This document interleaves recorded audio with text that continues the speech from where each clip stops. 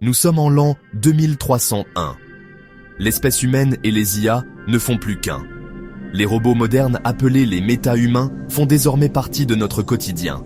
Ils ont même leur propre culture, leur propre foyer, leur propre religion, leurs propres usines en armement et même leurs propres entreprises, pour la plupart basées sur la génétique méta-humaine. Il y a 13 ans, un scientifique nommé Edward Atlas, désigné comme étant le méta-humain le plus brillant que ce monde ait jamais connu, découvre lors d'une expédition au pôle Sud un astéroïde enfoui sous 9500 mètres de glace qui devait changer à jamais la vie de l'industrie robotique.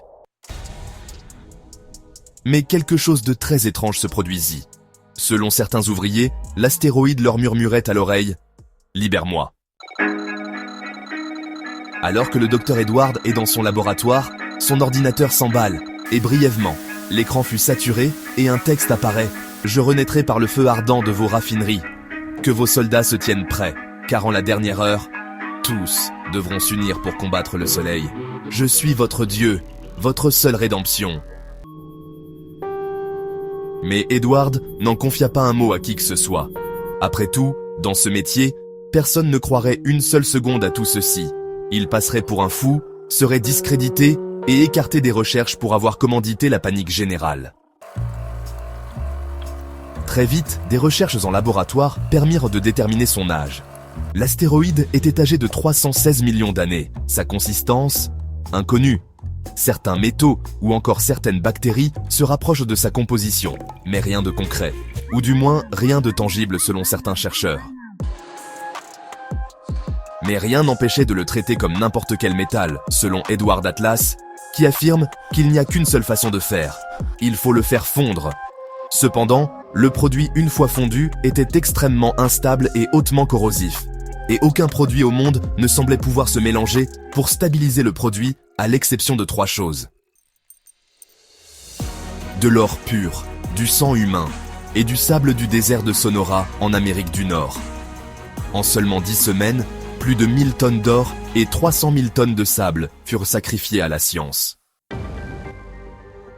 Le projet Atlas. Inquiet de sa mésaventure avec son ordinateur, Edward Atlas ordonne la création d'un tout nouveau type de robot, clamant qu'il serait dangereux de confier une source d'énergie aussi puissante à n'importe qui ou n'importe quoi en cas de défaillance. 3 ans plus tard, le premier concept d'un robot muni d'un alliage à très haute densité polymimétique, dont les propriétés physiques lui permettent à la fois de se liquéfier et de se régénérer instantanément, incorporé d'un prototype de réacteur pouvant tirer le plein potentiel de la future source d'énergie, voit le jour. Il fut nommé Atlas E1, et il ne lui manquait plus que la nouvelle source d'énergie encore en phase expérimentale. Il faudra 9 ans pour maîtriser cette nouvelle source d'énergie, et le résultat est fascinant. Un premier morceau est façonné sous forme d'un cristal d'or prismatique lumineux qui semblait contenir le pouvoir du dieu soleil lui-même. Sa température en main était de 108 degrés et sa consistance énergétique était semblable à une centrale nucléaire pour un poids avoisinant les 15 kilos. Le cristal semblait inépuisable et on le baptisa Hélios en hommage au soleil, ou à un dieu oublié. Lors de son activation, Atlas E1 ouvrit les yeux. Et par chance tout va bien. Enfin, c'est ce que l'on pensait. Il se dirigea vers un tableau de commande et prit le contrôle de la chaîne de production. En l'espace de quelques heures, plusieurs modèles semblables à Atlas E1 prirent vie. Et le monde bascula. Les règles intégrées dans leur code, erronées. Libérés de leur programmation, ils ne suivront plus les ordres. Ils donneront les leurs. Les laborantins pris au piège, forcés de s'injecter le concentré d'Hélios, évoluaient ou disparaissaient. En quelques heures, tout sombra dans le chaos. Aucun robot de sécurité ne pouvait faire face à cette menace. Humains, méta, cyborgs, tous perdirent la raison. Le laboratoire devint un champ de ruines.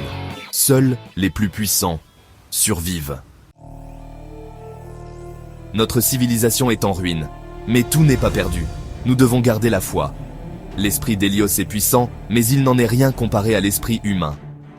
Ici, Edward Atlas. Si vous écoutez ce message, si tu écoutes ce message Hélios, tiens-toi prêt. Voilà la résistance.